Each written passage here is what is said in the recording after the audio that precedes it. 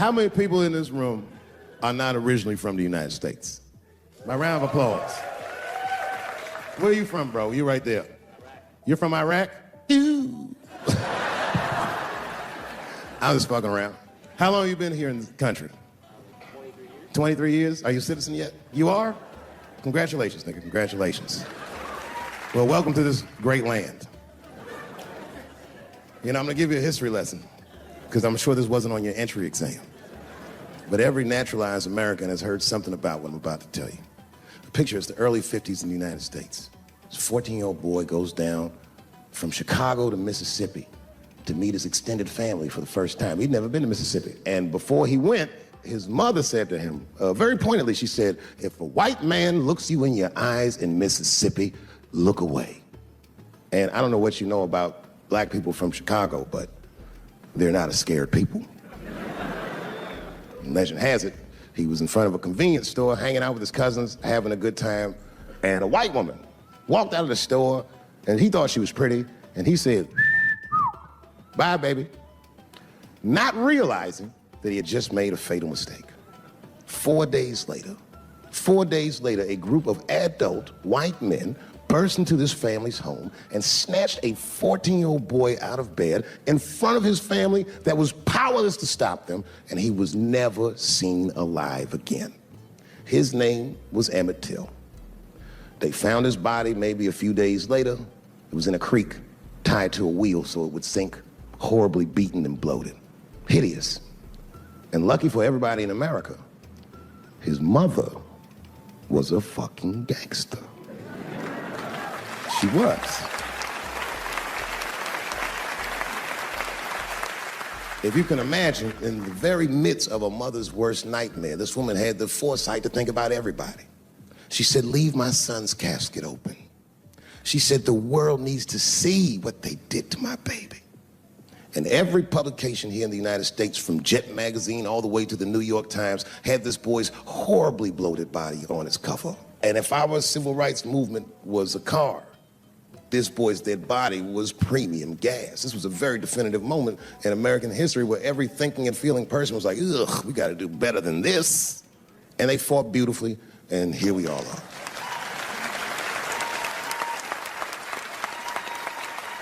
And the reason that I bring that up tonight and why it's relevant now is because less than a year ago, the woman that he allegedly whistled at admitted on her deathbed that she lied in her court testimony. And you can imagine when we read that shit, we was like, ooh, you lying ass bitch. I was furious. But that was my initial reaction. And initial reactions that we all learned as we get older are often wrong or more often incomplete. They call this phenomenon standing too close to an elephant. The analogy being that if you stand too close to an elephant, you can't see the elephant. All you see is its penis-like skin. You gotta step back and give it a better look. And on stepping back and thinking about it for a few moments, I realized that it must have been very difficult for this woman to tell a truth that heinous about herself at any point in her life, even the very end. And I was grateful that she had the courage to tell it before she left this world, because it's an important truth and we needed to know.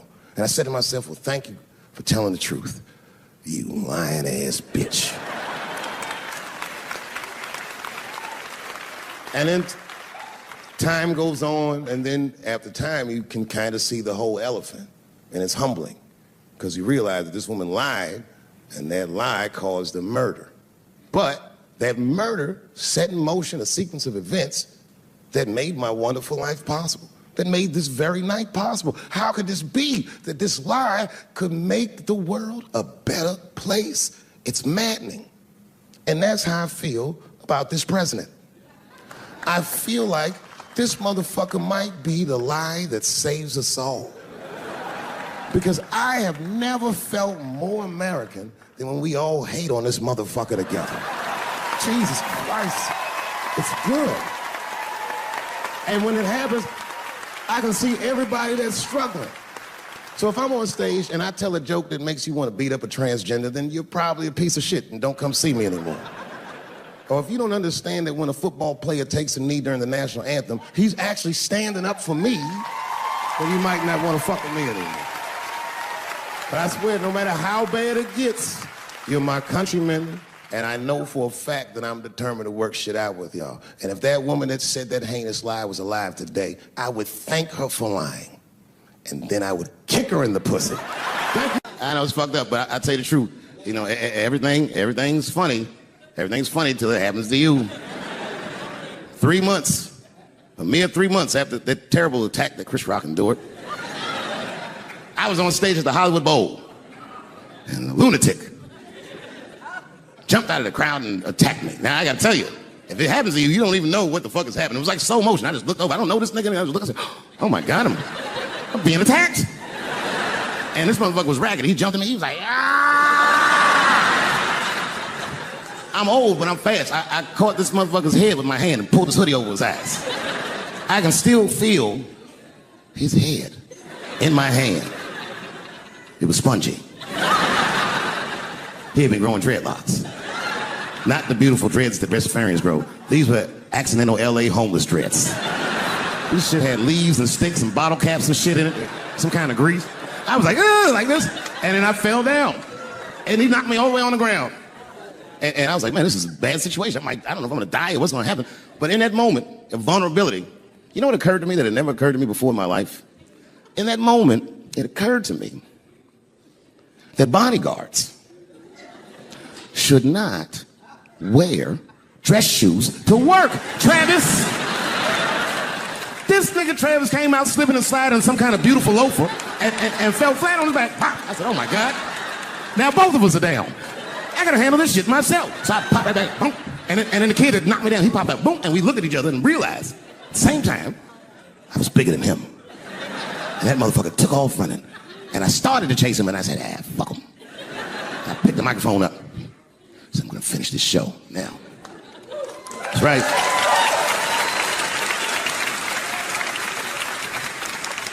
For 3 months before that, I'd been making fun of Chris Rock. And people would ask me all the time. They'd say, Dave, what would you do if you were Chris Rock and Will Smith slapped you in the face? And to this day, the answer is the same. Well, I don't know what I would have done. I've never been in a situation that extreme. But I do know now what Will Smith would not have done.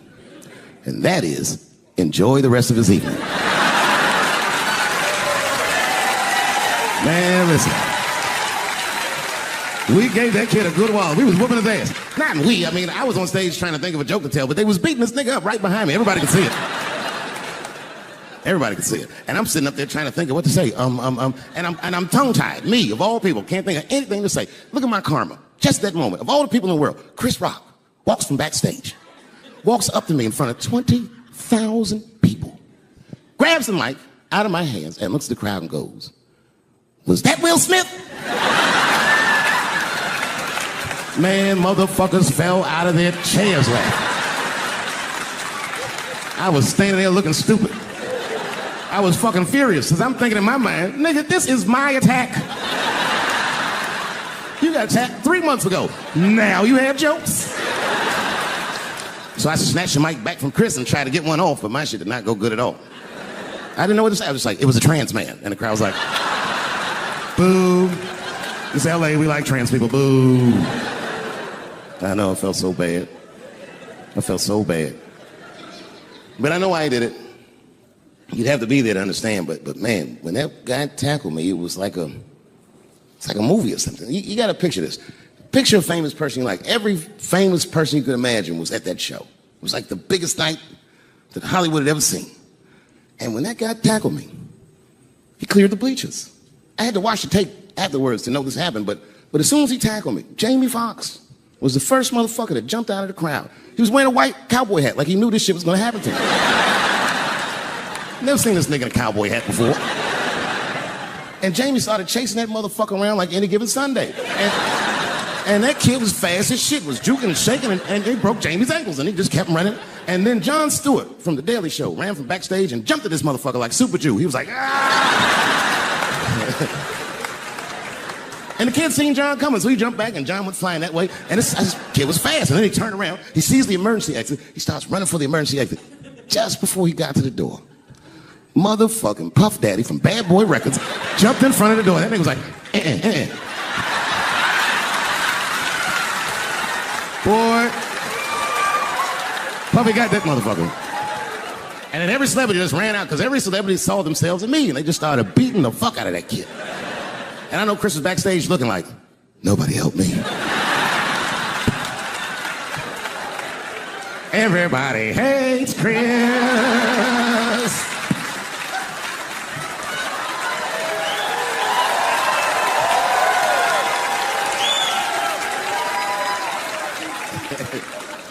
Look, it was way more intense than what you guys might have read. I don't know what you read, but the kid, while we was beating on him, reached in his waistband, pulled out a .22 caliber pistol. That shit was mayhem. Everybody started screaming, oh my God, he's got a gun, he's got a gun. And then I got scared. I was in the back, but I was scared because I knew that everybody that was with me was armed.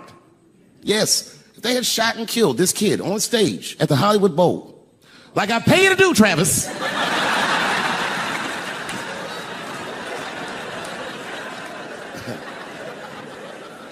but Travis G'd up. Travis wrestled the gun out of the kid's hand, and then he took it like this and tried to chamber the round, and he couldn't. So he pulled the trigger, and it wasn't a gun. A knife blade popped out of the front. I guess this kid was gonna stab me. Some scary shit. So the next night, even though I didn't have a show, I said, I gotta get right back on stage. And I went and did a show. And someone in the audience screamed out, Dave, what happened with the attack? And I didn't know there was journalists in the room. All I said was that this nigga had a knife that identified as a gun. I got 6 more weeks of bad press for that joke. I didn't even do nothing to this thing. That was not right. That was not right. And then the New York Post went to the jail and interviewed my attacker like he was some kind of hero. And I read that interview. It turns out the entire attack was my fault. Yes, I triggered him. I didn't mean to. I had done jokes about the homeless. It turns out this young man was homeless. And I mean, there's no way I could have known this. But I will say, for a homeless guy, this nigga had incredible seats.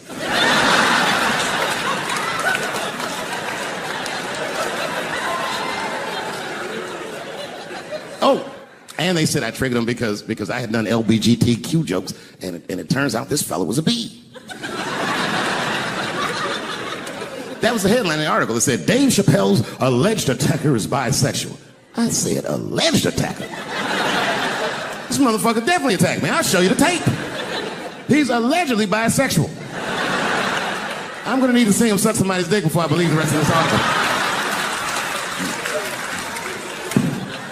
I read that shit in the paper. I was horrified. I said, oh, bisexual? I could have been.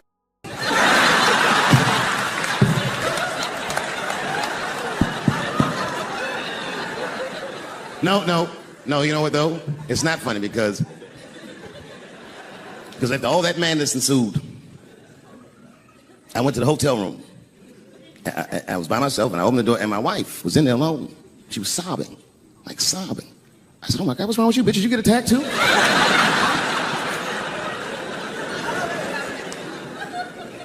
And she's just crying. She said, oh my God, David. She said, if you had died tonight, me and the kids would have nothing.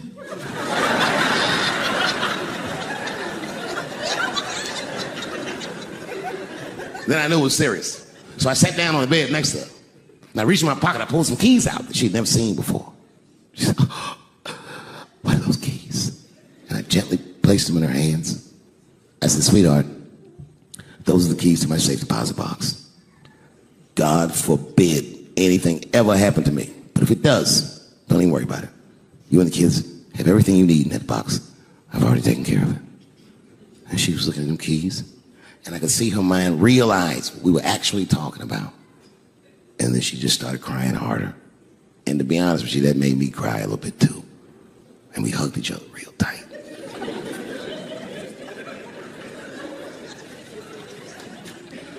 Do you know this bitch looked in the box while I'm alive and well? Who does that? Oh my God. And then she was mad at me. She said, God damn it, David, I opened that box. I said, you did? She said, yes, I did. And there was nothing in there. I said, nothing? Oh. She said, nothing except your stupid joke book. I said, whoosh. I said, well, sweetie, look. If you tell those jokes exactly how they're written, you and the kids should be fine. They're really good jokes.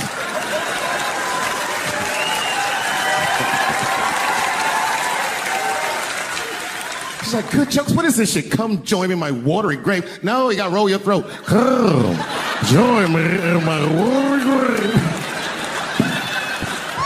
You know what I said? That's all I said. First of all, I'll tell you right now what I said. And I will tell you that this was not a joke. It's a true story. And I just happened to tell it. All right, what happened was I went to a gallery party, all right? I don't know who in here has ever been rich before, but these are very nice parties. You know, wine and cheese and ball of conversation. And there was a few eccentric types, one of which was a very wealthy man that happened to be wearing a dress. I don't know what you call him, man. This was a tranny or drag queen, perhaps. Whatever it was definitely a man. And this man was definitely on drugs. I don't know what kind of drugs he's on, but I knew he had too much. He didn't look good. It's like this. He's like, he looked sick. And all his friends were standing around him, concerned, trying to revive him. I don't know what they looked like, some kind of gay CPR, just fanning and shit.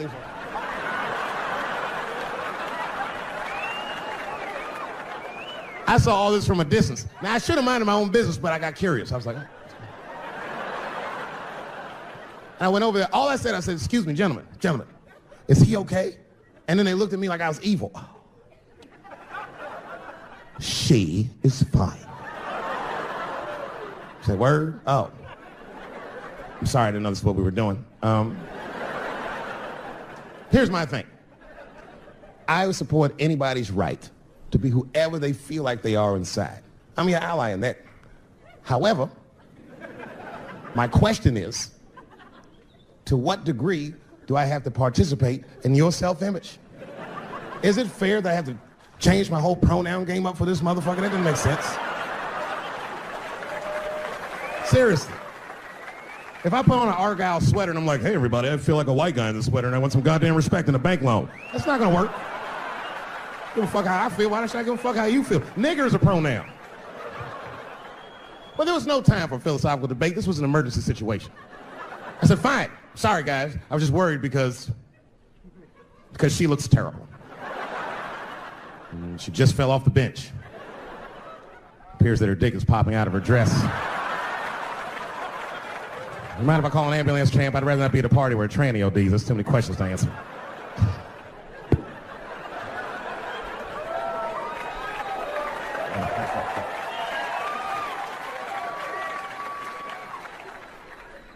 Okay, I've been through this before. I had a friend from high school. Now, in high school, this guy was a thug, right? He was a fucking dope boy. He did it all. He's a wild dude. People used to be very scared of him. And then after high school, word on the street was he'd come out the closet. I personally didn't believe it. I bring him up because last year, he calls me out of the blue like, yo, what's up, man? I got your number from so-and-so. I heard you're going to be in New York doing a show. Can I get some tickets? I was like, fuck yeah, get some tickets, man. How you been? He said, well, we'll catch up at the show, man. But, yo, I appreciate it. I'll see you soon. I said, all right, man, take care. And I was about to hang up, and I couldn't resist. I was just like, hey, nigga, I heard you was gay. What's going on with that?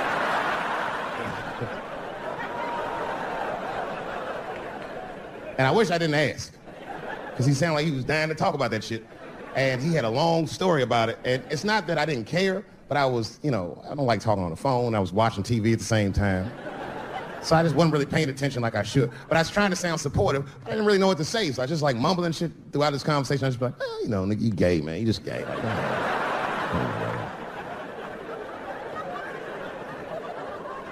This went on for a while, and then finally I had to say something like definitive to get him off the phone. And I was like, hey, man, you know what? Don't let people get you down, all right?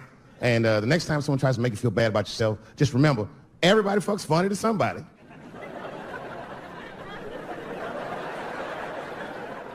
He didn't like that shit.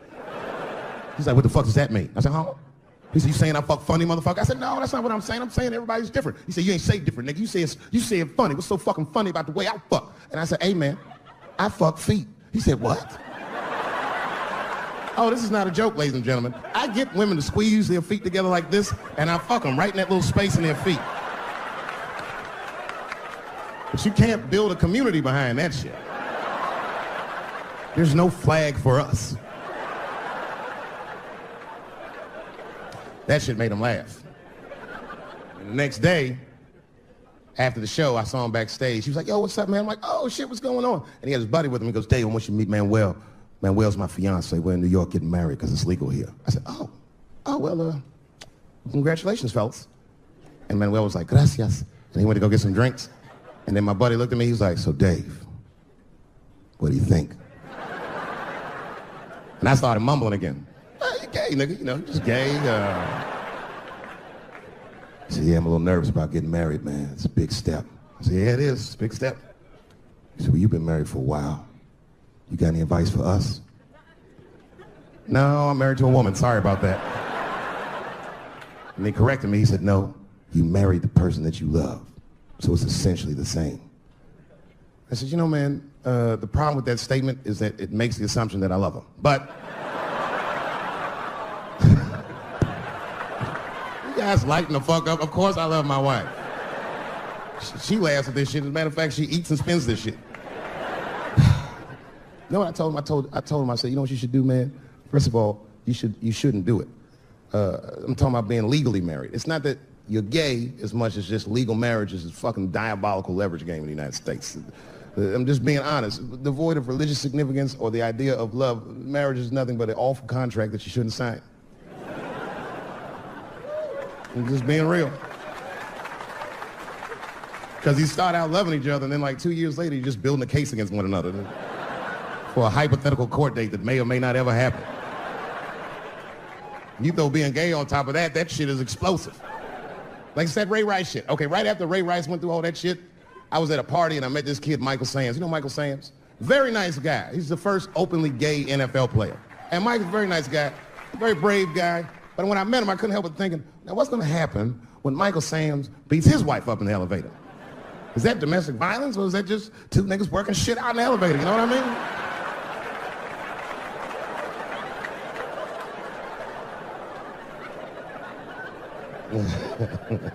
Anyway, I give all married men the same advice, gay or straight. Get a dog. This dog will love you all the time, but she's not going to. It's real talk. I didn't even know about dogs, and my kids got the dog. They brought him home from the shelter. I didn't even want him. They're like, can we keep him? I said, nope. I said, where did you even get this dog? They're like, we got him from the shelter. I was like, ugh. Probably something wrong with him. Can't keep him. And then my kids started crying and screaming like the dog had gambling debts. Please, Dad, if you don't let us keep him, they're gonna kill him. I said, oh. All right, you can keep him. And this dog was a menace. I hated his guts. Then one night I'd smoked a bunch of weed and I was eating a sandwich. And Baba came over. Baba's the dog. He came over and was staring at me. This will make you very uncomfortable if you're just looking at you usually.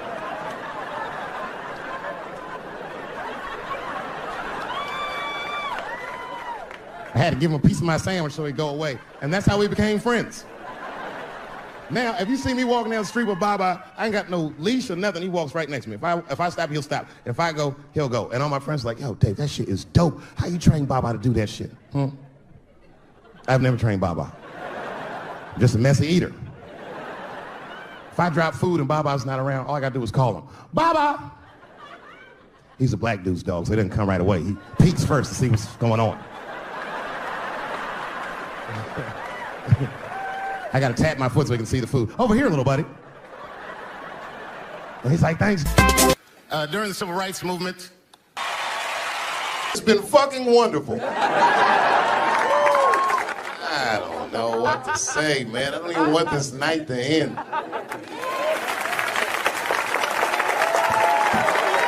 I promise you, whoever cares the most, I care at least as much as them.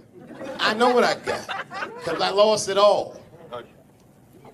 I gotta tell you something, and I don't talk about it often.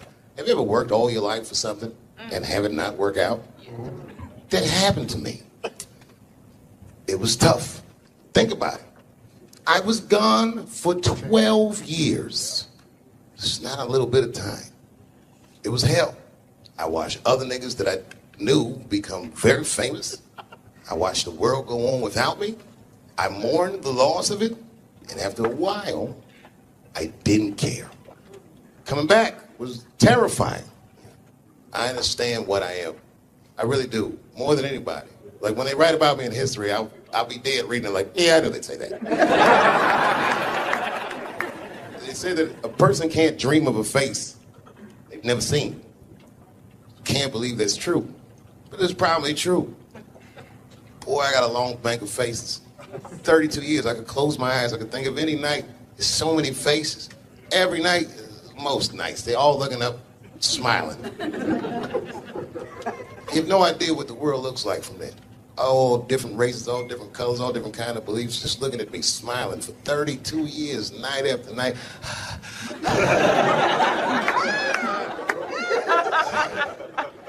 No comedian take that for granted. I swear to God, this might be the noblest of professions. Robin Williams had a bar that I loved. He said comedy is the only job you can have where you can use everything you know. And that's true. You can use more than you know. You can use what you think. Use it. Don't be afraid. Don't let these bitch-ass niggas button your lip. Say it anyway. I first became aware of Dave Chappelle right around before the first Study Professor, because I was supposed to play that role that he played. And then I kind of saw him, and I was like, hey, that guy, right, that kid would be funny playing that role. I'm trying to be people, but next it's time for Reggie to karate your ass. Woo! Dave is so much smarter than everyone. Like, Dave is one of the most, maybe the most intellectual comedian ever. It took us 400 years to figure out as a people that white people's weakness the whole time was kneeling during their national anthem. That's a brittle spirit. That's right, nigga. On the rock, it's regular. What are you doing, nigga? Stand up! He stretched the art form and his impact on the culture. He is the voice of his generation, without question. Nobody's even close to him. But I gotta make, because none of this would have been possible on any level without this person. Is my mother. Mom. My mother. Mom. You have no idea what I put this woman through. If you had just given birth to me, that would have been more than enough. But the fact that she raised me and raised me well, we had a real oral tradition in our house. I knew the word griot when I was a little boy. A griot was a person in Africa who was charged with keeping the stories of the village. Everyone would tell a griot the stories, and they would remember them all so that they could tell future generations. And when they got old, they'd tell them to someone else. And they say in Africa, when a griot dies, it's like a library was burnt down. And my mother used to tell me, before I ever thought about doing comedy, she said, you should be a griot.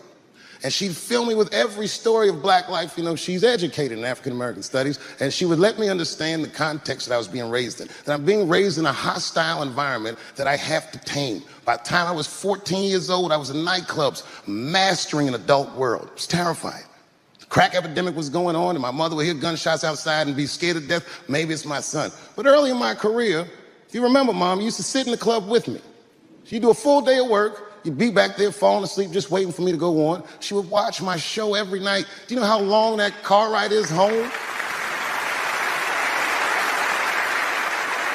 How many of you have ever heard your mother say, pussy jokes were a little too much tonight, son?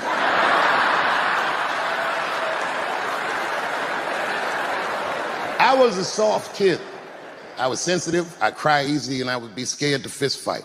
And my mother used to tell me this thing, I don't even know if you remember, but you said this to me more than once. You said, son, sometimes you have to be a lion so you can be the lamb you really are. I talk this shit like a lion. I'm not afraid of any of you when it comes word to word. I will gab with the best of them, just so I can chill and be me. And that's why I love my art form, because I understand every practitioner of it. Whether I agree with them or not, I know where they're coming from. They want to be heard. They got something to say. There's something they notice. They just want to be understood. Love this genre. It saved my life. Okay, again, of all those letters, the T has the toughest road ahead. In fact, I think the T should stand for tough road ahead. They've got the longest mental gap to bridge. That's all I'm saying. Because, you know, whenever I see one of them T's on the street, I don't mind them, but I'll be like, man, I miss Bruce.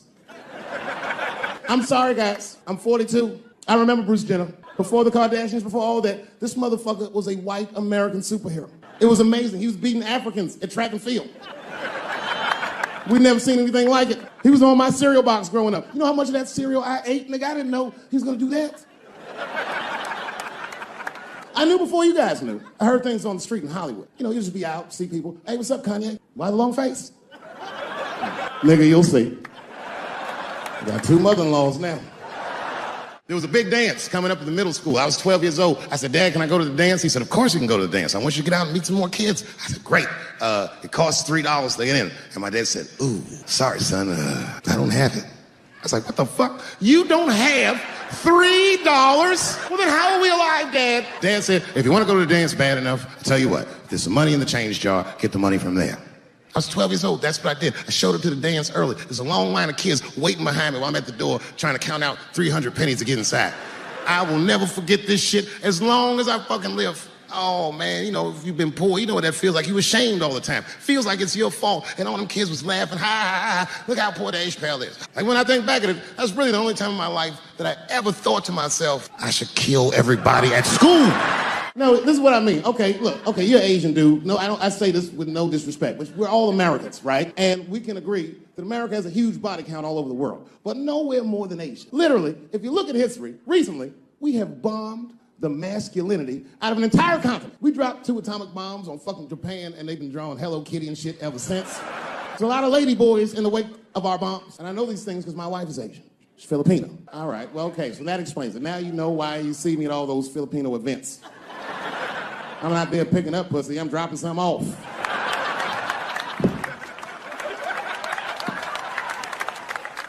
I take my wife to all that shit. I took my wife to see Pacquiao fight Mayweather. We sat ringside, okay? That was a quiet car ride home. That's what that was. Well, you ladies are right. To be honest with you, your lives look terrifying to me. They do, man. I know nothing about being a woman, but I know fear. Yo, I used to live in New York when I was 17. And I couldn't even pay my bills. You know what I did to make money? I used to do shows for drug dealers that wanted to clean their money up. One time I did a real good set, and these motherfuckers called me in the back room. They gave me $25,000 in cash. It's probably 18, 19 years old. I'm scared. I thanked them profusely. I put that money in my backpack. I jumped on the subway and started heading towards Brooklyn at 1 o'clock in the morning. Never been that terrified in my life. Because I never in my life had something that somebody else would want.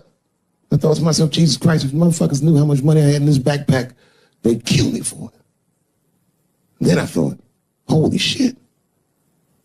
What if I had a pussy on me all the time?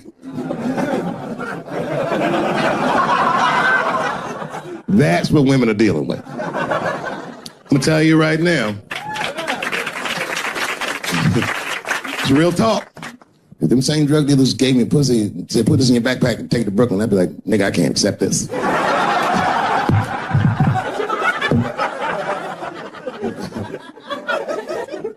I empathize, man, you know.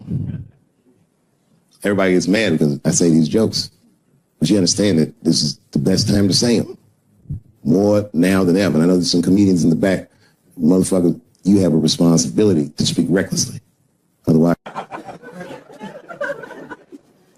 New York Times said that Louis C.K. jizzed on his own stomach. You know, I've busted a lot of nuts in my day. None of them were newsworthy. Shit was really gross, because they didn't just say it like I said it. They didn't just say jizz on the stomach. They said it in that fucking Pulitzer Prize-winning style that the New York Times has. It was very descriptive, like, you know what I mean? Louis C.K.'s semen shot out like a volcano of misogyny, slowly drizzling down like lava, covering his freckled penis as it slowly dripped to a fiery crown of red hair. Jesus Christ, I'm trying to eat some huevos rancheros, and these niggas is...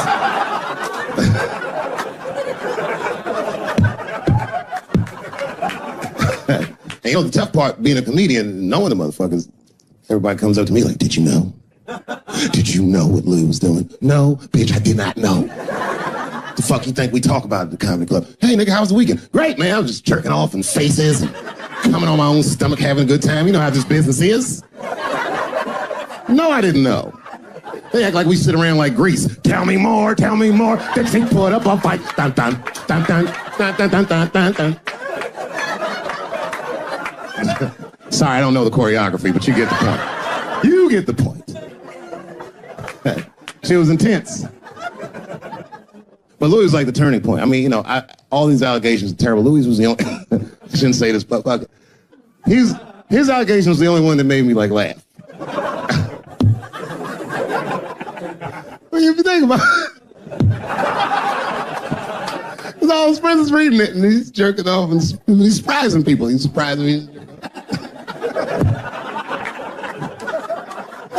I just picture all the comics in comedy just reading it like, what? It's terrible. I know it's terrible. I'm sorry, ladies. You're right. You are right. But at the same time, I mean, you know what I mean? I don't know. Jesus Christ, they took everything from Louis. I was like, I don't know, it might be disproportionate. I can't tell. I can't tell. This is like where it's hard to be a man. One lady said, Louis C.K. masturbating in front of me, ruining my comedy dreams. Word? Well, then I dare say, madam, you may have never had a drink. Come on, man, that's a brittle spirit.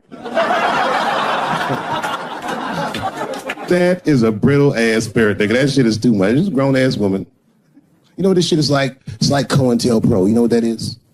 It's a program that the FBI had on the J. Edgar Hoover. In this program, one of the many things they did was they would track the sexual habits of anyone they considered an enemy of the state. It was a lip button. That's why they got all these fucking sex tapes with Martin Luther King fucking bitches. But lucky for us, he actually had a drink. You think if Louis C.K. jerked off in front of Dr. King, he'd be like, I can't continue this movement? I'm sorry, but the freedom of black people must be stopped. I didn't know this nigga was gonna pull his dick out and jerk off like this. I just thought we were gonna get a couple of drinks and chill. Show business is just harder than that. The women sound like, I hate to say it, y'all, they sound weak. I know it sounds fucked up, I'm not supposed to say that, but one of these ladies was like, Louis C.K. was masturbating while I was on the phone with him. Bitch, you don't know how to hang up a phone? How the fuck are you going to survive in show business if this is an actual obstacle to your dreams?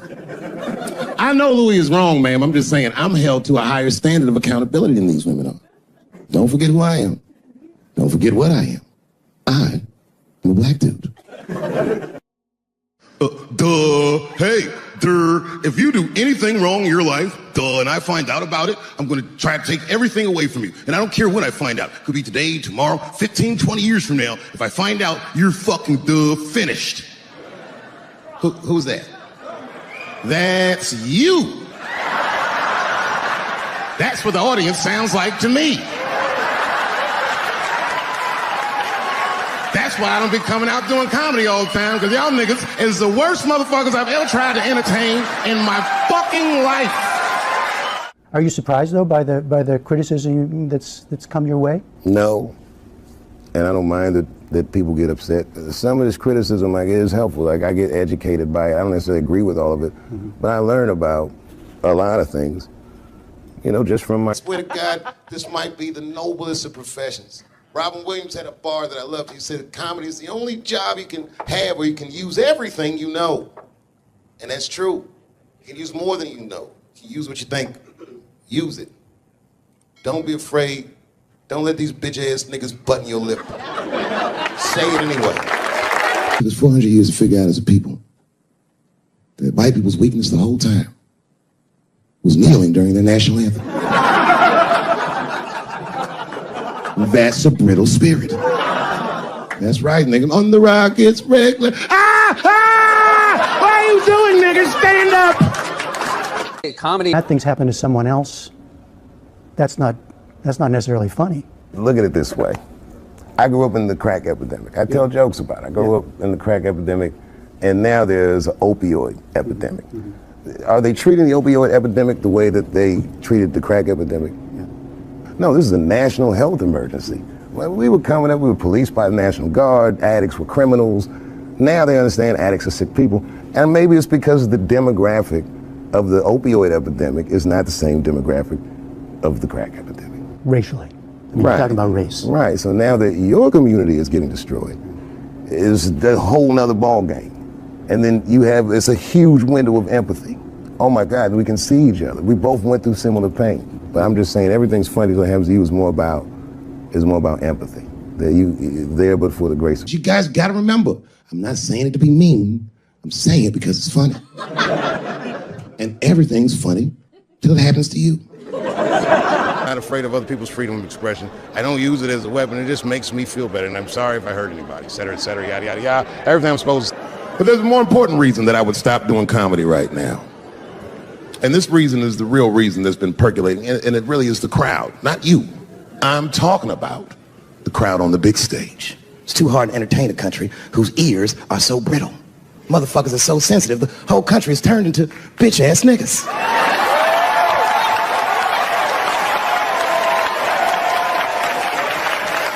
Everything you say upsets somebody. You know, I can remember when it all started. It was when I was doing Chappelle Show. When I was doing Chappelle Show, I used to do the show, and then on the weekends I do like concerts and shit like that. So I'm doing a concert, and there was a couple in the front row, beautiful couple. The wife was obviously Asian. You could see it in her face.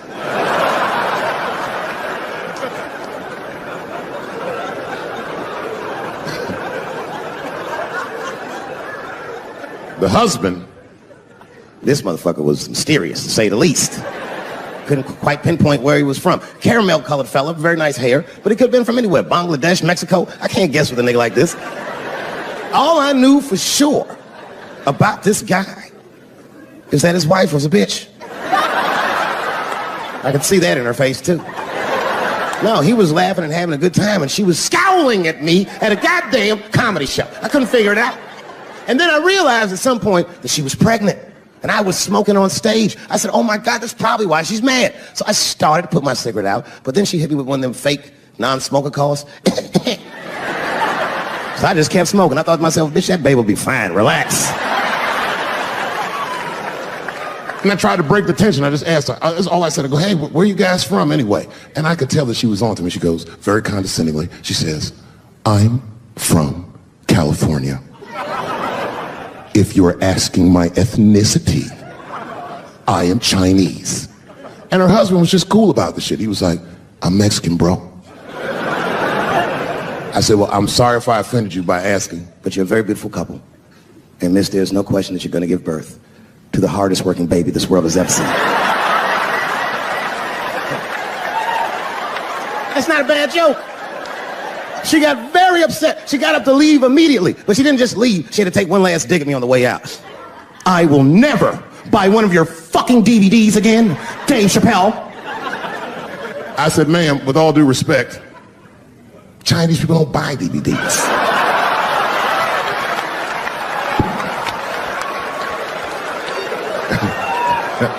And the crowd went crazy. We were all laughing, having a good time. I didn't even think anything of it. And then just 3 days later, this lady sends a fucking letter to my promoter telling him not to book me for shows anymore because I was, quote, racist, and I'm quoting her, insensitive to the nature of my interracial marriage. I was like, word, bitch, I was. If she had just done a little bit of research, she would know that I myself am in an interracial marriage. That's right. In fact, my wife is Asian too. Surprise, bitch, I'll see you on Thanksgiving.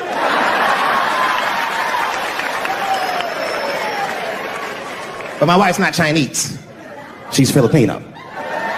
That's right. And our kids are Puerto Rican somehow, so there you go. I don't give a fuck about interracial marriage. In fact, you know what? My mother is half white. A lot of people don't know that. Well, all right, you were a little too excited, but okay. A lot of people don't believe me when I say that, but it's true. You can't tell looking at me, but if I grew my hair out, you would think you was at a fucking Cat Williams concert. My shit is beautiful. But motherfuckers are just taking it too far. I don't know why or how everybody got this goddamn sensitive. You know who hates me the most? The transgender community. Man, I gotta tell you, when I was sitting here watching what all the other honorees have done with their lives, I started feeling like shit, like this is terrible.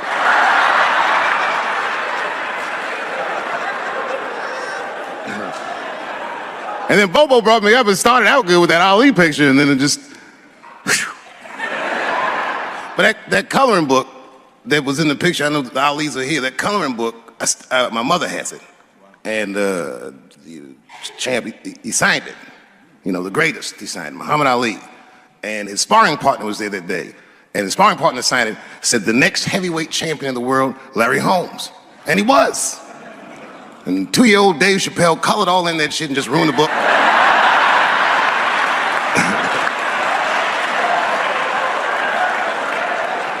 But I remember part of the book that I remember real vividly because I asked my mother about it when I was a kid. There's a part where there's a picture of Ali throwing his Olympic gold medal into the Ohio River. That's why it's so weird for me being here. You know, both my parents were very brilliant. My dad went to Brown in 1955. That's right. He told me at the time he was one of 3 black students. He said one of the guys got accused of a rape that he probably didn't commit, and the other guy killed himself. And Dad said, and I left. And see, that's what makes us Chappelle's great. We know when to quit.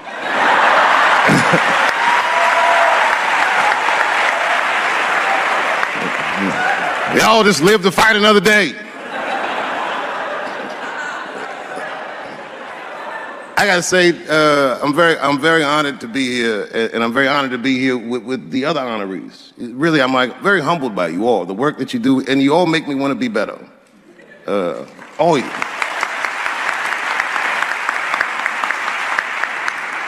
And you know, I was gonna stop doing stand-up for a while because 4 comedy specials in a year is like, that's a lot, you know. But you know, shout out to my colleagues in comedy. I just want to say that in a way, this for me belongs to my mother primarily, who was a African American studies professor, and a lot of the content that I say, she raised me well. I'm not an uninformed person. But also, you know, my colleagues in comedy, like comedians have been getting beat up pretty bad recently, and we're somehow nowadays expected to speak with the precision of attorneys or politicians. We are not. I always think of James Baldwin. You know, James Baldwin was one of my favorite writers because he managed to tell white people what they feel like to be around.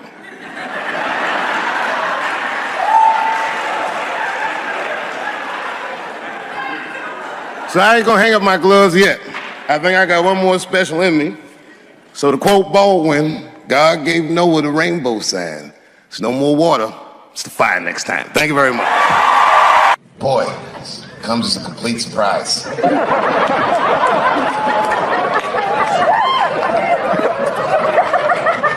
I mean, I read all the reviews, and they said so many terrible things. They were embarrassed for me. I had lost my way. It wasn't even worth watching. I hope all you critics learn from this. This is a teachable moment. Shut the fuck up forever.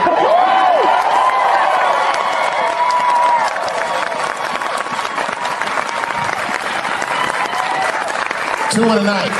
These aren't them. These are the ones I won for the other ones, motherfucker.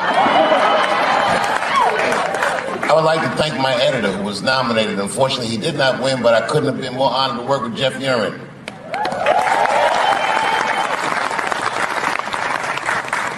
Stan Lathan has been directing television since 1968.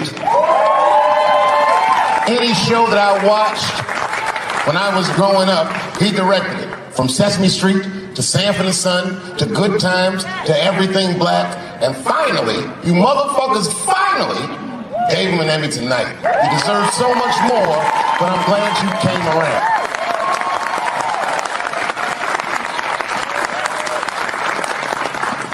I'd like to shout out all the other nominees tonight.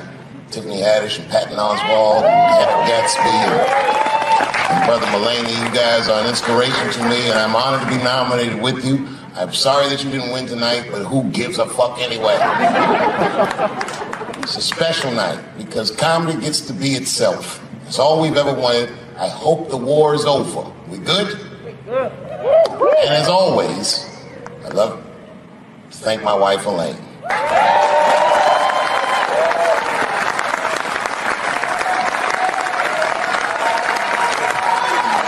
That's right.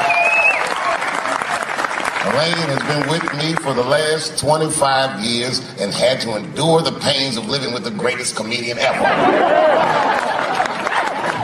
See you on Monday. Thank you very much. Thank you. Thank you. I like not knowing what's going to happen. I like making memories. Sometimes I do all this crazy shit around my colleagues just so that they can tell their friends I did it. But rather than talk about myself, just briefly, I want to just talk about my genre. Stand-up comedy is an incredibly American genre. I don't think any other country could produce this many comedians. And unbeknownst to many people in this audience, I don't think there's opinion that it exists in this country that is not represented in a comedy club by somebody. Each and every one of you has a champion in the room. We watch you guys fight, but when we're together, we talk it out. I know comics that are very racist, and I watch them on stage, and everyone's laughing, and I'm like, that motherfucker means that shit. Don't get mad at them, don't hate them. We go upstairs and have a beer, and sometimes I even appreciate the artistry that they paint their racist opinions with. Man, it's not that serious. The First Amendment is first for a reason.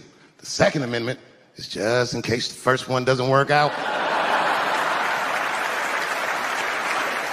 We gotta let some air out of the ball, man. The country's getting a little tight. It doesn't feel like it's ever felt in my lifetime. So tonight, I am honored that my colleagues are here in comedy and in music.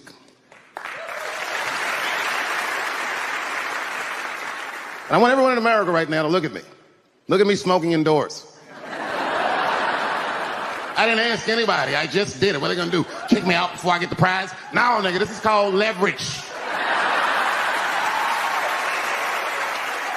The thing that I liked best about tonight was that I saw so many people from different parts of my life, like friends that I grew up with here in DC, friends of mine from Ohio then and now, friends of mine from comedy clubs, all the fucking musicians that blew my mind. You guys have no idea how you inspired me. I want to give a special shout out to my OG, Tony Woods. Miles Davis has a quote. It's one of my favorite. Miles Davis said so much cool shit, but one of the things he said I always loved, he said, it took me years to learn how to play like myself. You know, he would watch other musicians and he would try to play like Dizzy or Bird, all the guys who were great. Tony Woods was my Dizzy and Bird. If I was a Miles, I was trying to play like you. You were the first person I ever saw do it absolutely right. You were fearless and you told the truth. There's something so true about this genre, when done correctly, that I will fight anybody that gets a true practitioner of this art form's way, because I know you're wrong. This is the truth, and you are obstructing it. I'm not talking about the content, I'm talking about the art form. Do you understand? Do we have an agreement? And what I really wanted to say tonight, and I'm glad I get the platform to do it, I'm gay. I am gay, and I can't wait to see what this does for my career, being gay like this. So many special shout outs. One of the main architects of the comeback of the century, my brother and my mentor, the mighty Stan Lathan. I never dreamed that I would be able to work with someone as great as you. These last 5 specials, straight fire. I wouldn't want to do another special with anybody else but you. So eat your motherfucking vegetables and live as long as you can, because we doing a few more of these bitches. Neil Brennan, your speech made me cry, because it reminded me of all those hard days of work and all that money I never got for it. The other real special shout out I gotta make, because none of this would have been possible on any level without this person, is my mother. Mom. My mother. Mom. You have no idea what I put this woman through. If you had just given birth to me, that would have been more than enough. But the fact that she raised me and raised me well, we had a real oral tradition in our house. I knew the word griot when I was a little boy. A griot was a person in Africa who was charged with keeping the stories of the village. Everyone would tell a griot the stories, and they would remember them all so that they could tell future generations. And when they got old, they'd tell them to someone else. And they say in Africa, when a griot dies, it's like a library was burnt down. And my mother used to tell me, before I ever thought about doing comedy, she said, you should be a griot. And she'd fill me with every story of black life. You know, she's educated in African-American studies, and she would let me understand the context that I was being raised in. That I'm being raised in a hostile environment that I have to tame. By the time I was 14 years old, I was in nightclubs, mastering an adult world. It was terrifying. The crack epidemic was going on, and my mother would hear gunshots outside and be scared to death. Maybe it's my son. But early in my career, if you remember, Mom, you used to sit in the club with me. She'd do a full day of work. You'd be back there falling asleep, just waiting for me to go on. She would watch my show every night. Do you know how long that car ride is home? How many of you have ever heard your mother say, pussy jokes were a little too much tonight, son?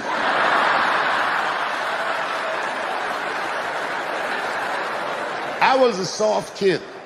I was sensitive, I'd cry easy, and I would be scared to fist fight. And my mother used to tell me this thing, I don't even know if you remember, but you said this to me more than once. You said, son, sometimes you have to be a lion so you can be the lamb you really are.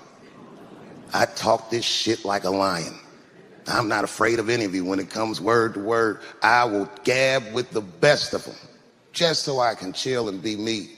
And that's why I love my art form, because I understand every practitioner of it. Whether I agree with them or not, I know where they're coming from. They want to be heard. They got something to say. There's something they notice. They just want to be understood.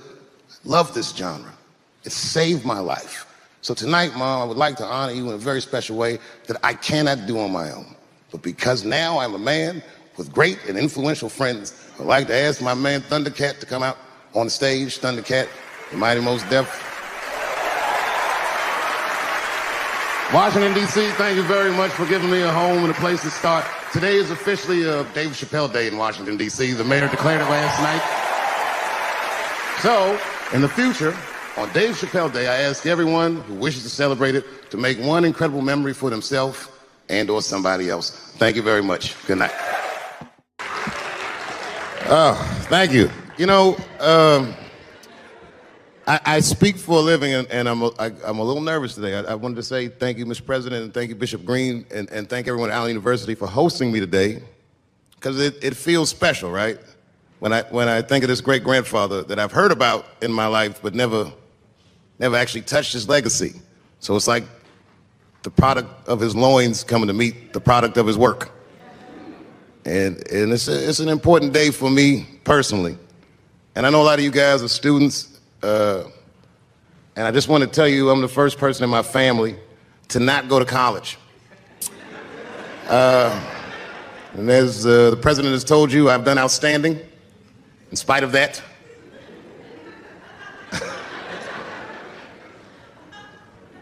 But one thing I did want to say, and one thing today just made me think about, for all the things that I've done, I'm most renowned for what I didn't do. I've made decisions in my career that a lot of people have called insane. 2004, I had a $50 million deal on the table, and in a crisis of conscience, flipped the table over and walked away. Went to South Africa. Everyone said I was running away from the money. That is not true. In fact, I still want that money.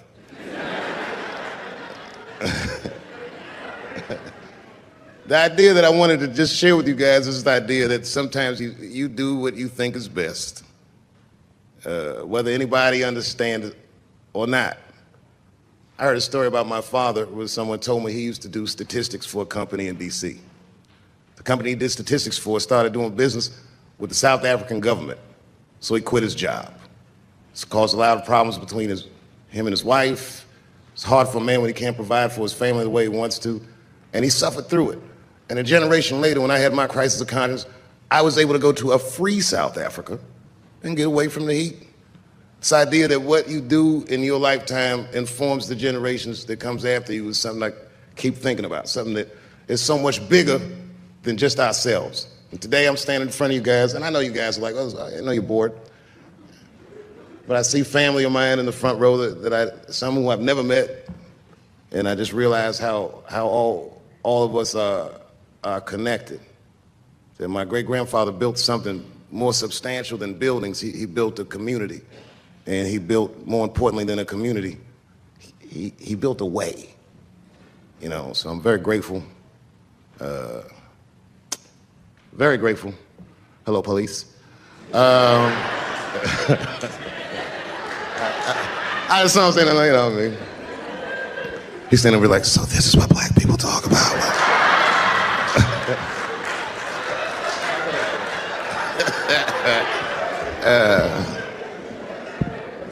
I just want you guys to remember, you know, that right now there's this thing where ethics aren't what they used to be. This idea that people are trying to replace the ideas of good and bad with better or worse. And that is incorrect. You gotta keep your ethics intact because good and bad is a compass that helps you find the way. And a person that only does what's better or worse is the easiest type of person to control. They are a mouse in a maze that just finds the cheese. But the one who knows about good and bad will realize that he's in a maze. So, that being said, I just hope that all of you guys transcend whatever you see as your obstacles and that you live outstanding lives and that you stay connected to your communities because you have so much power there, and that you grow your communities and you diversify your communities, and that you don't let anybody tell you you can't or to be afraid. It's okay to be afraid because you can't be brave or courageous without fear. The idea of being courageous is that even though you're scared, you just do the right thing anyway. So in 2004, I walked away from $50 million, and in November, I made a deal for $60 million. So,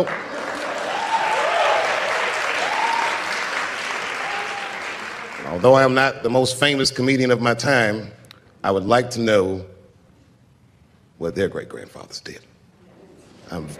I'm very proud today. Thank you very much.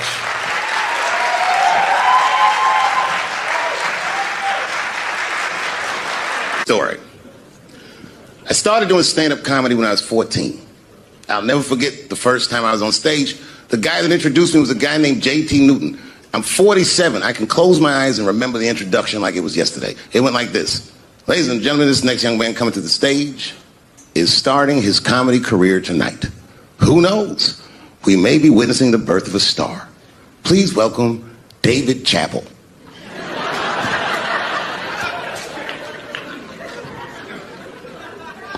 From the first time that I ever held a microphone, I was sure this was it. I knew I was home. I knew I had found my thing. And my God, man, I was a child. I got good. Matter of fact, I was good from the moment I started. And I'm not saying this to be a braggart. I'm telling you the truth. These old niggas was in awe of me. How is this little boy so poised? They used to say. I was. I mean, you know, I got better, but it started out good.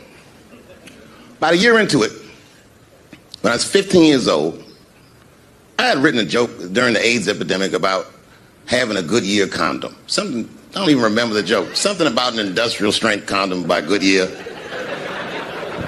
I just remember all the comedians really liked that joke. And there was an older comedian. And he came to me one night after the show, after he saw the joke, and he said, listen, I got an audition at another comedy club, and I was wondering, do you mind if I do that joke? I just want to borrow it. Now, I'm a kid, I don't know any better. I'm like, borrow it? Well, I guess, sure, if it'll help your career. I let him do the joke. And then weeks later, I was waiting to go on at a comedy club, and he went on before me, and he did the joke. And after the show, I pulled him aside and I said, hey, man, I don't mind you borrowing my jokes, but you got to give them back. He said, oh, I forgot to ask you. He goes, let me buy that joke from you for $50.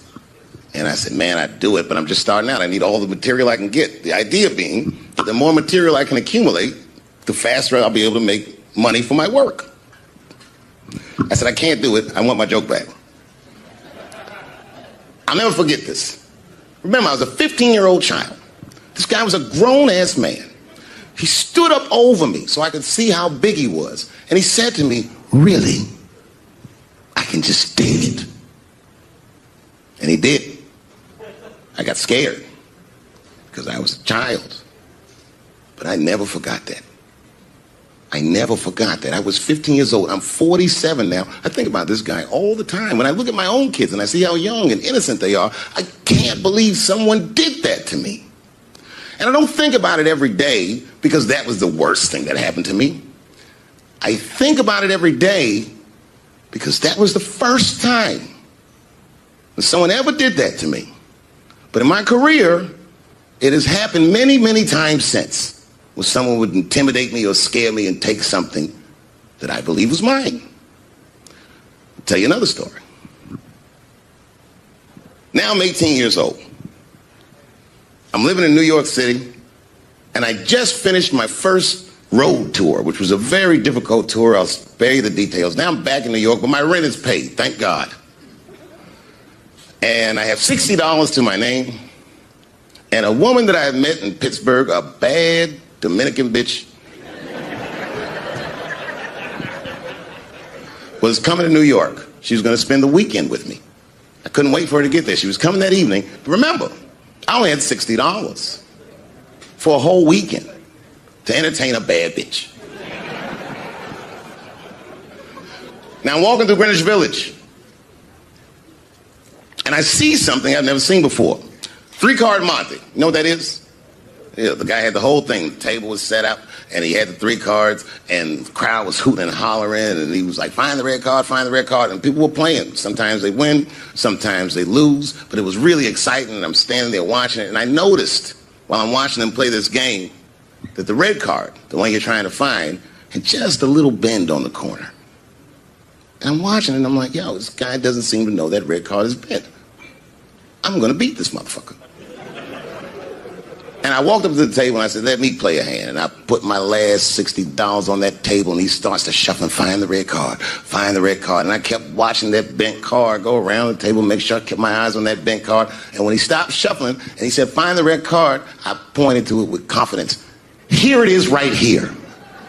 And he flipped it over, and it was black. And he took my money.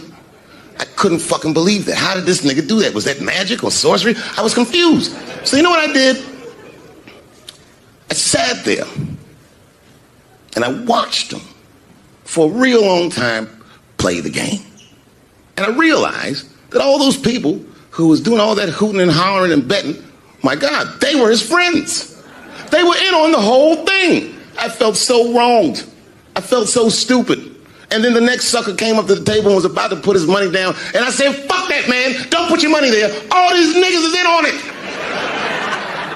It's a trick. And when I said that, the guy that was dealing, and this motherfucker was huge, snatched me up by my collar. Feel how strong he was when he grabbed me. I was a skinny little guy. And he was going to maul me. And the only reason he didn't, I'm sure, is because he saw the fear in my face. And that fear, he looked at me. I saw his eyes go from hard to soft. He softened. Then he looked at me like the way a father would look at a child. And he said to me, young man, don't ever come between a man and his meal. I never forgot that either. Most niggas would have to run the streets for years to learn a lesson that profound. It took me 2 seconds. Never get between somebody and their paper. Taking a man's livelihood away from him is akin to killing him. Do you know why Prince, the famous rock star that was a friend of mine, do you know why he called himself the artist when he came back? He calls himself the artist because that's what they call us in our contracts. Oh, these contracts are crazy. You should hear the terminology they say in these contracts. To use your name and likeness in perpetuity throughout the universe. Who the fuck could possibly know what that means? Nobody does. It's so complicated, in fact, that when you're a kid like me, you have to hire somebody to tell you what that means. And you sit down at a table and you do the contract game. And that's how I got with Comedy Central. I signed the contract. But I signed the contract the way that a 28-year-old expectant father that was broke signs a contract. I was desperate. I needed a way out, and it wasn't good money, and it wasn't good circumstances, but what else am I going to do, I said. And all these white people sitting at that table told me, trust us, Dave, it's a good contract. And I looked around the table, and they all seemed to agree it was a good contract. But what if it was like that game of 3-card Monte? What if they were all friends, and I didn't know it? And the bag of money was Iceberg's money in the first place. What was I talking about? What was I trying to tell you? Last week, 2 weeks ago, whenever it was, I'd call Lauren Michaels and I'd tell him, okay, I'll do it. I'll do Saturday Night Live on election night, And the day I made that phone call, the day I committed to it, it gets announced that Netflix is streaming Chappelle's show. Not just Netflix. HBO Max is streaming it too. Let me tell you another story about HBO. No, hear me out. Did you know, before Chappelle's show was at Comedy Central, I pitched that show to HBO. I told them what I wanted to do. Now, these are executives. All they have to do is say, yeah, we'll take it, or no, thank you, we won't. But they didn't say either of those things. They went too far. They said, literally, what do we need you for? That's what they told me, as they kicked me out of the office. What do we need you for? And here we are, all these years later, and they're streaming the very show that I was pitching to them. So I'm asking them, what do you need me for?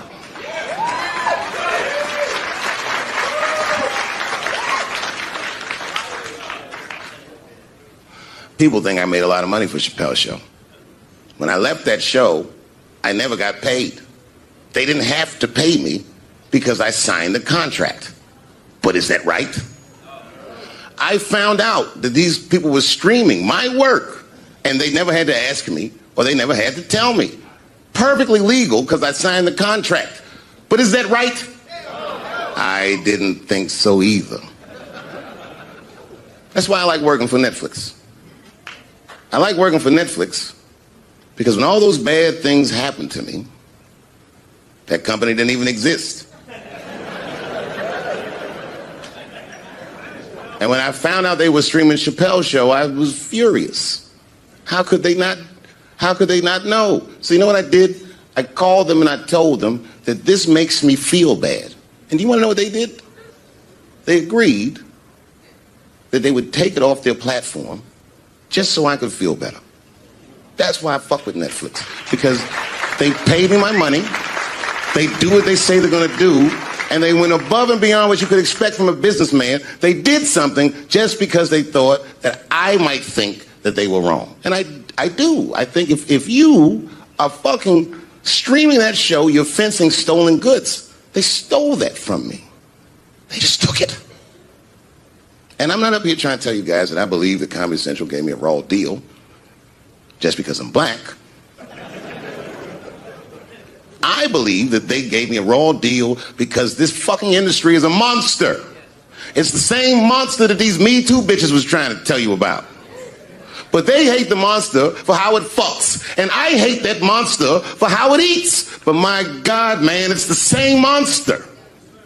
When I quit the show, all my friends would say, well, fuck them, Dave. Why don't you just do Chappelle's show at another network? Yeah. And why doesn't a slave run from one plantation to another plantation because the master over there might be nicer? My God, man, I was trapped. You know what? Tell you the truth.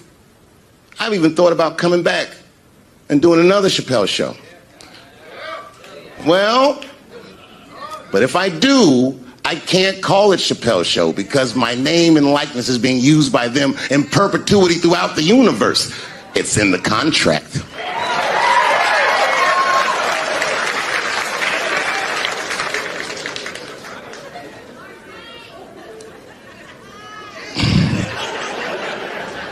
You're not supposed to do this in my business. I'm up here doing something that nobody else in this business has the balls to do. I'm telling you something that you need to know. I'm trying to explain to you what you're seeing. You don't understand what you're seeing. I am publicly flogging a network. And I know that this network niggas, they watching me and they saying, why are you doing this so publicly? Doesn't feel good to be flogged publicly. Oh, believe me, I know. I know exactly how that feels. When I quit my show, they said I was crazy. What was crazy about it? I just didn't want to do it anymore. They said I smoked crack. That's impossible. I was a devout Muslim. I didn't smoke or drink. But I do now, bitch, because you ruined my fucking life. Now it's their turn. This is their first nigga lesson, and I'm honored to give it to them. They're going to pay me for this show. I called my agent. I said, is there anything I can do about this show? And he said, no. Well, fuck you too then. If you want something done right, I guess you got to do it yourself. So I'm not going to the agents. I'm coming to my real boss. I'm coming to you. I'm begging you. If you ever liked me, if you ever think there was anything worthwhile about me, I'm begging you. Please don't watch that show. I'm not asking you to boycott any network. Boycott me. Boycott Chappelle's show. Do not watch it unless they pay me.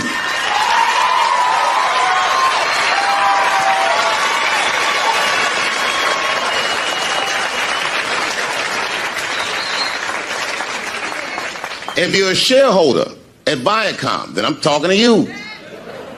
Because all that shit that they do to us, well, they do everything for their shareholders. That's what they told me. So if you're a shareholder in that company, tell them it's wrong. And if you don't believe that it's wrong, then fuck you too. You should know what's in the hot dogs you eat. Now, there's probably a bunch of people at Comedy Central and Viacom and all these places that have no idea what I'm talking about. They've all either quit or been fired or got Me Too or something. Them niggas is gone.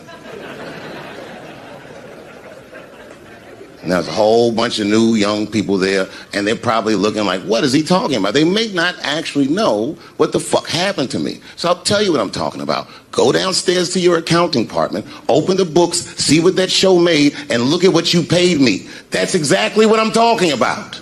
You're going to pay me. I am inviting you to come with me and work with me, and let's fight against that terrible, terrible feeling that you made me feel together. We can fight together and work this thing with Chappelle's show out. Or I can just take it. Okay.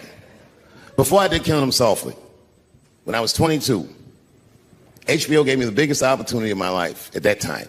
They gave me a half-hour special, but this shit was not like a special, you know what I mean? It was like, it was generic. It didn't even have a title. It was just Dave Chappelle. And I shot it in San Francisco at a place called Broadway Studios, which is on the second floor of a building. And beneath Broadway Studios is a nightclub. And the special was only supposed to be 30 minutes. And I got ready, I practiced, I did all the shit I was supposed to do. And the night that I taped, 20 minutes into my 30-minute set, I'll never forget this, music started blasting from the nightclub underneath. You could hear it real loud, and it fucked my whole show up, and I was devastated. I was a young man. I really believed in what I was doing, and I thought that my dream had been killed. So when I got off stage, I ran down the steps to the alley behind Broadway Studios and where the control trucks are parked, and I kicked that motherfucking door open, and I started yelling at all the producers. I was nobody in show business, just a guy that believed in myself. I said, man, you fucked everything up. That fucking music, what the fuck were you thinking? And there was a guy who was a big-time producer, I ain't saying no names, and he stood up, and he said, hey, kid, sit the fuck down. He said, we didn't ruin anything. He said, we made a deal with that nightclub to not play music, and they didn't honor the deal. And I said, who didn't honor the deal? And he pointed to a guy. I'll never forget, it was an old white man sitting in the Ford Taurus by himself. And he said, that guy right there. And I didn't waste no time or ask no questions. I went to that Ford Taurus, and I beat on that window, and I said, open the door, motherfucker, I want to talk to you. And that old man looked at me for 1 second and wisely drove the fuck off. And left me in the alley cussing at anybody who would listen. And 2 minutes later, literally 120 seconds later, couldn't have been any more than that, the doors of the kitchen in the alley of that nightclub underneath Broadway Studios flung open. And that old man was standing there, that same old man with reinforcements. He had 2 big goons with him, and he looked at me, and he was calm as a cucumber. He said, you, come here. I want to talk to you. I didn't know anything about the streets at this age. But I found out later in my life that these men were Russian mobsters. And I don't know what you guys know about the Russian mob, but these are the niggas that killed Denzel in Training Day.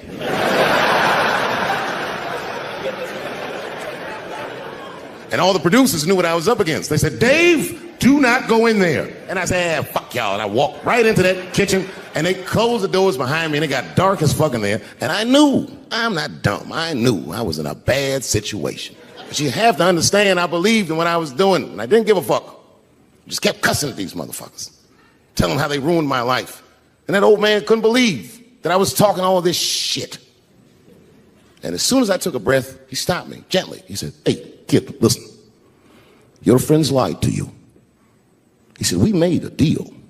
but your friends never paid me. And when he said that, I realized I was locked in the kitchen.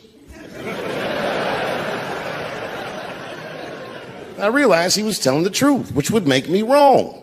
And the very moment that I realized I was wrong, for the first time, I was afraid. You see, it's a funny thing if you believe you're absolutely right. You can get drunk off the feeling of how right you are.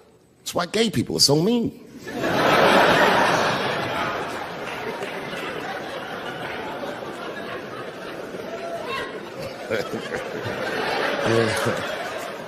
But I didn't buckle. You guys would have been very proud of me. I was scared, but I didn't buckle. I said, well then, sir, I owe you an apology. But I believe that no matter what reason that music was playing, it ruined my life. And that old man looked at me with sympathy in his eyes. And he walked over to me and he gently placed his hand on my cheek, which I gotta tell you, is a very emasculating thing to do. I was standing there looking at this nigga's hand on my cheek like,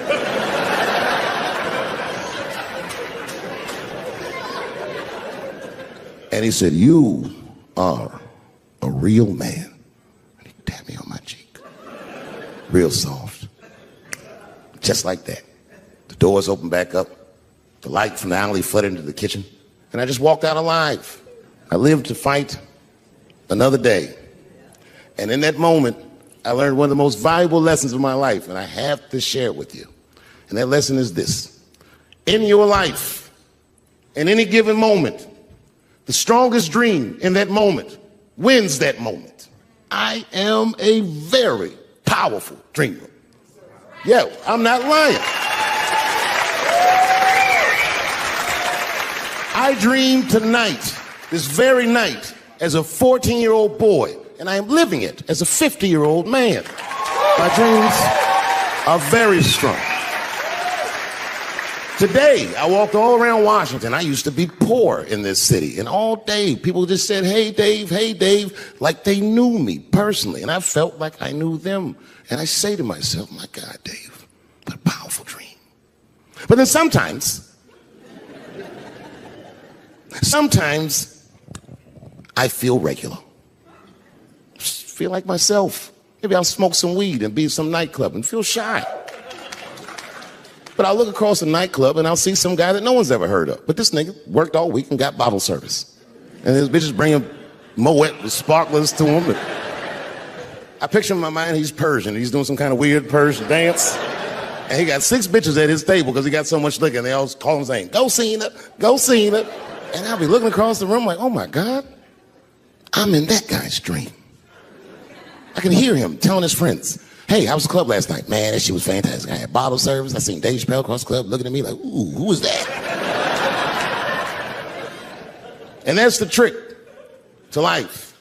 You have to be wise enough to know when you were living in your dream. And you have to be humble enough to accept when you're in someone else's.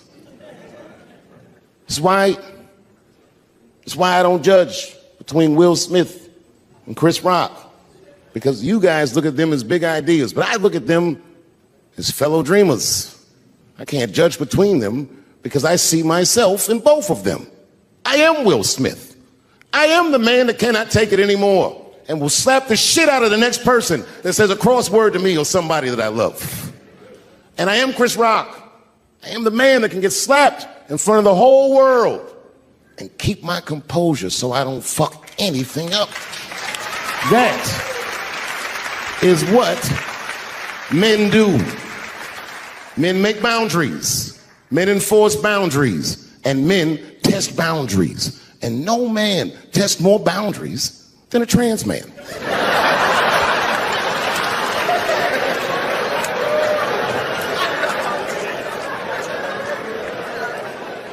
When I see a fellow dreamer, I give them my utmost respect.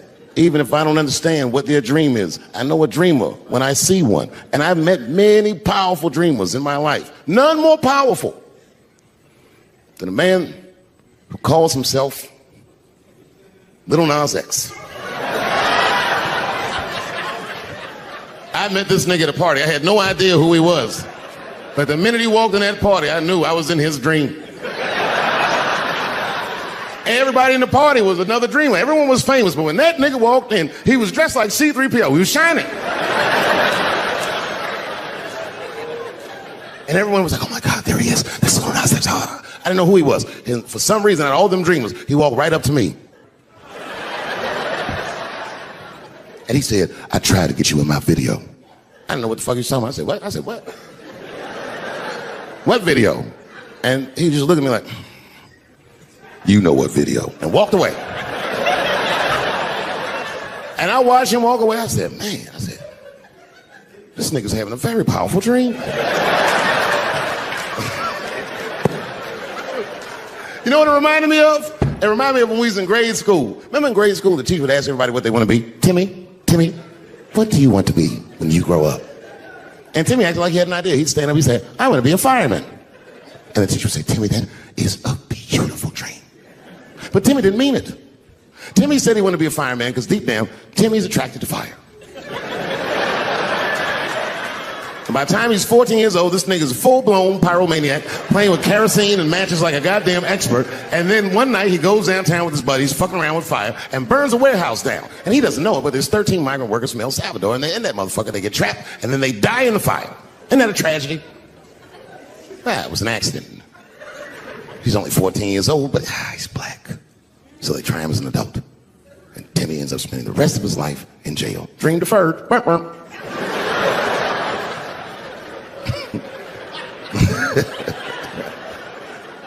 But what about you, Billy? Billy, what do you want to be when you grow up? And Billy stands up and he says, I want to be president of the United States. And the teacher says, oh my God, Billy, that is a wonderful dream. And Billy means that shit. Billy does everything right. That motherfucker gets his grades up. He joins student government. He even does extracurricular activities like show choir just to make his resume look good. He's on track to be president, but junior year he wipes. When he's 16, he gets his girlfriend pregnant and has to drop out of high school to make ends meet. But lucky for him, the local Walmart's hiring. By the time he's 20 years old, this motherfucker makes assistant manager at Walmart. He's the youngest one in the district. He says, oh my God, if I can keep this up for 4 more years, I could be a manager. And if I can keep this up for 6 more years after that, I could even be a regional manager and have as many as 3 Walmarts under my control. And he's a big picture guy. He sees where this path is going, so he kills himself.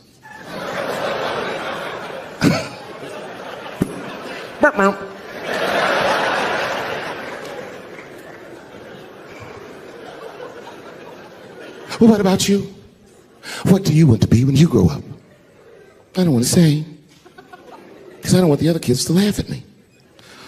Who cares if they laugh? Your dream is yours.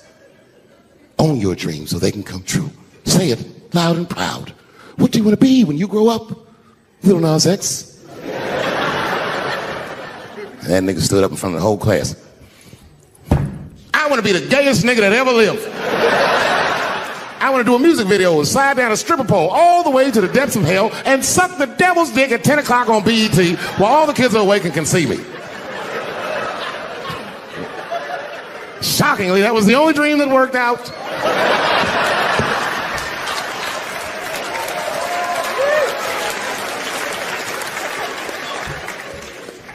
That's why I'm here tonight in the city where I built the dreams that I live. Because I wanted to tell you all that they came true. And I wanted to thank you all for making the man that I am today. Yes, I am living a very powerful dream. Every time I come to this city and I stand in front of you, I realize that, my God, man, this is not my dream at all. It's yours. And I am honored to be in it. Thank you very much, Washington, D.C. I'll see you next time.